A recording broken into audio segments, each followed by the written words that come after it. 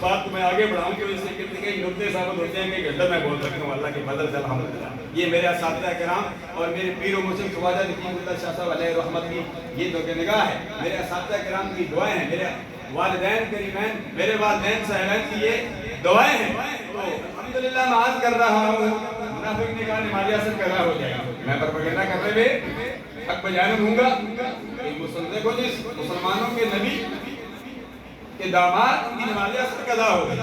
حضرت علی مرتضیٰ سے سوال کر دیا, کہنے لگا وہ کون کون سے اور کتنے جانور ہیں, اور وہ کون کون سے کتنے پرندے ہیں جو انڈے دیتے ہیں, وہ کون کون سے اور کتنے جانور ہیں جو انڈے دیتے ہیں اور جو بچے دیتے ہیں, بتائیے.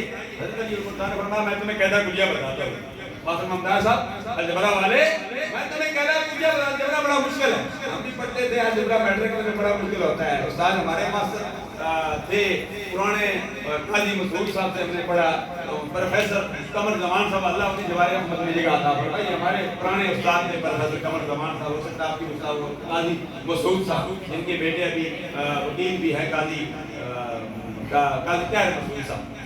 یہ ہمارے استاد محترم تھے, ہم استادوں کو نہیں پوچھ سکتے, اللہ ان کی قبروں پر کرو رحمت. اللہ آپ کے اساتذہ کرام کو کبھی نہ بھولیں جن سے آپ نے پڑھا ہے. کیا ایک عرب بھی پڑھا ہے, حضرت علی مرتضیٰ فرماتے ہیں جس نے مجھے ایک عرب بھی جس نے مجھے پڑھایا, فرمایا ایک عرب بھی جس نے مجھے پڑھایا, چاہے تو مجھے خرید لے چاہے تو مجھے آزاد کر دے, میں اس کا غلام ہوں. ایک عرب پڑھانے والے کی اتنی فضیلت ہے تو آپ ہم ایک عرب بھی پورا قرآن پڑھ لیتے ہیں, حفظ کر لیتے ہیں, عالم بن جاتے ہیں.